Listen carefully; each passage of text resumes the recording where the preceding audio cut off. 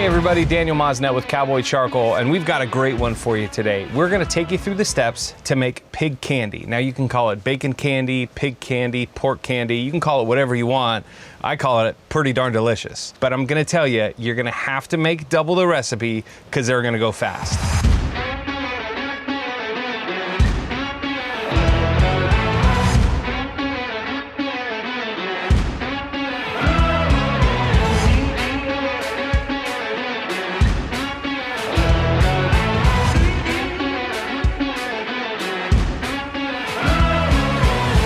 Let's show you how we make it.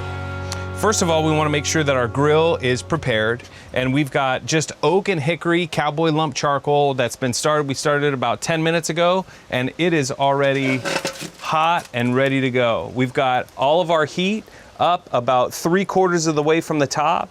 Our charcoal is nice and gray, so we know that it's ready to go. Now that it's done in our charcoal chimney, we're just gonna dump it in, and we're gonna make a 2-zone fire. So now we've got a 2-zone fire. We've got nicely charred charcoal right on the bottom. I'm gonna add a few pieces of apple wood so those can start smoking, so we get kind of a double smoked bacon. We've got hickory smoked bacon that I bought from the store, and I'm also gonna add some apple chunked for that extra smoke. So we'll probably grab maybe 2 nice big pieces of apple, and you can see that apple, that all we do is dry this wood. It is just pure natural wood that is dried, so you get a perfect use every time. So we'll add about 3, 2 large and a small. We're gonna add about 3 chunks right on top of the coals. That's gonna start smoking, it's gonna catch on fire, and then it's gonna settle down.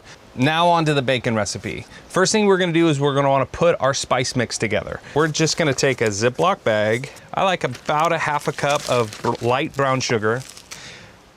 I use a 1/2 to a 1/4 cup of pork seasoning. I use Jack Daniel's pork seasoning.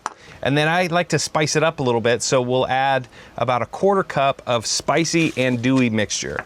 So the brown sugar is really what you want to make sure you add. That's the candy part of it. Because as that brown sugar caramelizes, that's where you get that great salty, sweet flavor.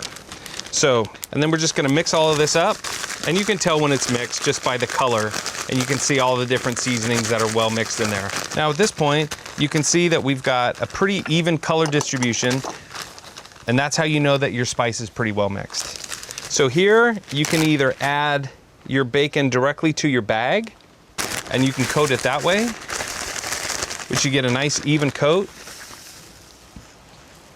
and then you can just put it right on your foil tray. Now it's important that you use some type of elevated riser on top of a foil lined tray for a couple of reasons. One, you're gonna want all of that, the juice and the fat of the bacon to render out and drop down below. It'll help your brown sugar caramelize. You also wanna make sure you foil line it so it's really easy to clean up, because this is gonna get a little bit messy. So let's add a few more pieces of bacon right to the bag, and you can tell the difference. I think when you put it in the bag, if you don't want to keep the seasoning, you can't keep this after you've tossed it, then you can use this Ziploc method, or you can use the shaker method, which we'll show you in a second. Okay, so that's what it looks like when you shake it. Now we're gonna put these on. It's a couple more steps, but it helps to keep the bacon together a little bit more when you just lay it straight on your sheet. I'm just gonna sprinkle this right over the top. You can see the difference when you sprinkle it on top. You get a little bit more product on there, or when you put it in the Ziploc bag, right? It's a little bit more even. It's just your personal preference. When you sprinkle it on top, you definitely have to flip it over and get both sides. Don't be afraid to really coat it. The more brown sugar you get on here, the more caramelization you're gonna get, and the better it's gonna taste.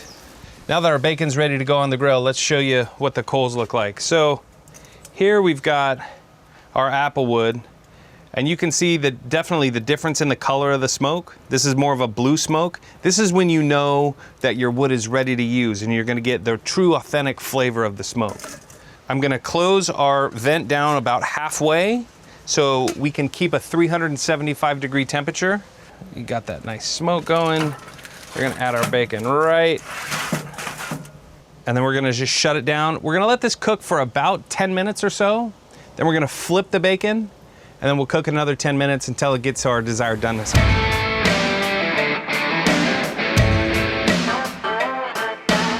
All right, so our bacon has been cooking for about 20-25 minutes or so at about 375 degrees. We're gonna pull it off and show you what it looks like. There's a couple of stages that you can pull your bacon off. I like mine somewhere in the middle of crispy and chewy. So remember, when you take this off, it will continue to get harder and more crisp as the caramelization cools down. So that's it. That's what the bacon looks like. I'd love to dig in there right now and take a bite, but please wait till this cools down. The sugar that caramelizes is really, really hot. And although you think the rest of the bacon's cool enough to eat, you gotta give it at least 5 to 10 minutes or so because it is scorching hot and you will burn your tongue. I've taken this off. You can see that it's a little bit soft on this side. This side is a little bit more crispy. It's a little bit darker, right? And so as that cools down, it'll get a little bit more firm and a little bit more crunchy. All right, so that's our pig candy, our bacon candy, whatever you call it. It's pretty damn delicious. Make sure you chime in online and let us know how you like to cook yours. What spices do you like? Do you like sweet? Do you like spicy?